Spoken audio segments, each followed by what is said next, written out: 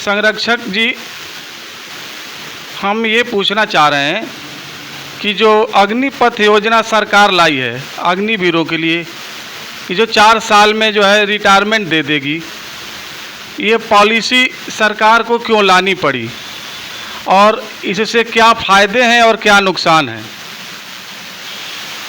देखिए, ये भारतीय जनता पार्टी की सरकार शुरू से हम लोग देख रहे हैं कि ऐसे ऐसे कदम उठा रही है जिसमें अब तक 8 सालों में सरकार ने जितने भी कदम उठाए हैं, चाहे नोटबंदी का वो रहा हो, चाहे जीएसटी का रहा हो, चाहे जो भी कदम उठाए हैं, उनके कदमों से देश का भारी नुकसान हुआ है। उसमें किसान आंदोलन भी शामिल है और अग्निपथ भी उसी का एक हिस्सा है। वो इसलिए हिस्सा है कि इन्होंने जो बेस दिया है अग्निपथ की 4 साल की योजना के जवानों को सेना में भर्ती करने का, उसका बेस इन्होंने दिखाया है कि इसमें हमारे पास आर्थिक ढांचा कमज़ोर हो रहा है और अर्थव्यवस्था कमज़ोर हो रही थी। उसकी वजह से हम पेंशन इनको नहीं देनी पड़ेगी, इनको कोई अन्य सुविधाएं जो सैनिकों को दी जाती हैं रिटायरमेंट के बाद वो देनी पड़ती, वो इनको ना देना पड़े। और उसके लिए इन्होंने बहाना ये किया है कि हम वह पैसा बचा करके हम उसको तकनीकी रक्षा उसमें शामिल करेंगे। इसकी वजह से इन लोगों ने जो शॉर्टकट रास्ता खेला है, जो किसानों से पहले खेल रहे थे, किसानों ने अपने विद्रोह को रोक दिया, अपनी बात को रोक दिया।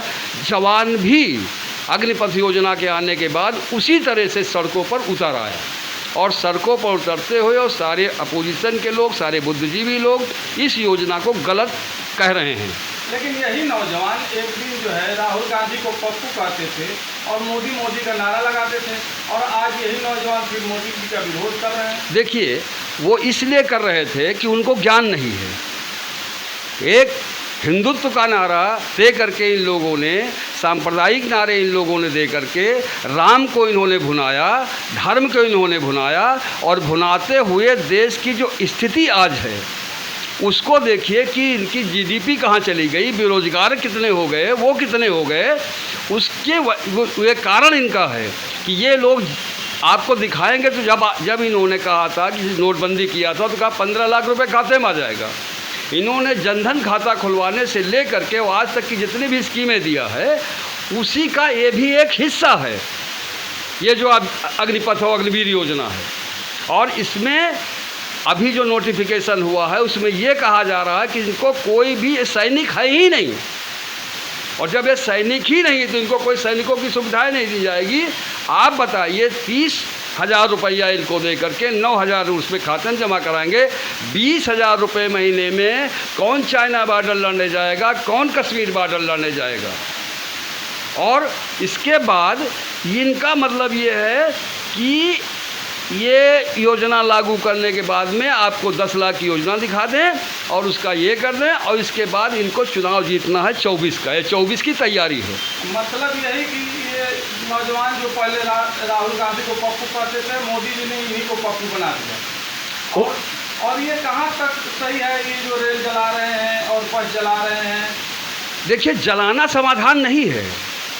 एक बात हमको समझना है कि देश की सार्वजनिक संपत्ति को जलाना ये नुकसानदेह है और इसका हम कभी भी समर्थन नहीं करेंगे। लेकिन गुस्से का इजहार इतना होना चाहिए, जो ये अग्निवीर लड़ रहे हैं या अग्निवीर लड़ने की तैयारी कर रहे हैं, इसमें इस देश की एक एक जनता को, एक एक आवाम को, एक एक राष्ट्रीय पार्टी को, एक एक राजनीतिक दल को, एक एक समाज सेवी संगठन को इसका हमें समर्थन करना चाहिए और जो संभव हो सके इनका साथ दे करके इस लड़ाई में हमको शामिल होना चाहिए। और जिस तरह से किसानों ने अपनी लड़ाई लड़के उस तीनों किसानों बिल को वापस किया है, सेम जब तक अगर वापस नहीं हुआ तो ये देश कितनी अराजकता में चला जाएगा शायद अंदाज़ा भी हम लोगों को नहीं है।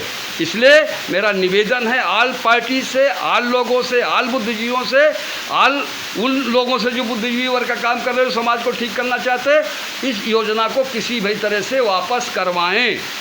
और अगर वापस नहीं हुआ तो देश का ये अराजकता फैल जाएगी। और अराजकता फैल करके जो ये लोग चाहते हैं, जो हिंदू राष्ट्र की बात कर रहे हैं, हिंदू राष्ट्र बनाने की बात कर रहे हैं, वो तो बनेगा नहीं, संविधान बचेगा नहीं।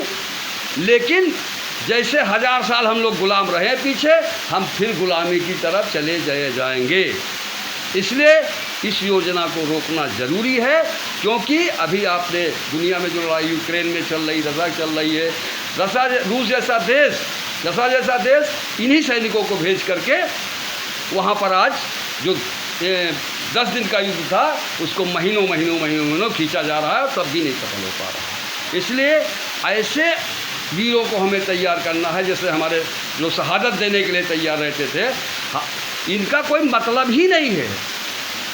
इसलिए इसका हर कीमत पे विरोध करने के लिए हम पार्टी के लोगों से, अन्य पार्टी के लोगों से, बुद्धिजीवियों से, और जो अपने बच्चों को बॉर्डर पर लड़ने के लिए भेज रहे हैं, उनसे भी निवेदन करेंगे कि अपने इस होनहार बच्चों को इस योजना से बचाने के जो परिणाम भयंकर आने हैं, उनको रोकने के लिए इनका समर्थन करें और किसी भी तरह से इनको इस योजना को ठप करवाया जाए, वापस करवाया जाए। ये मेरी अपील।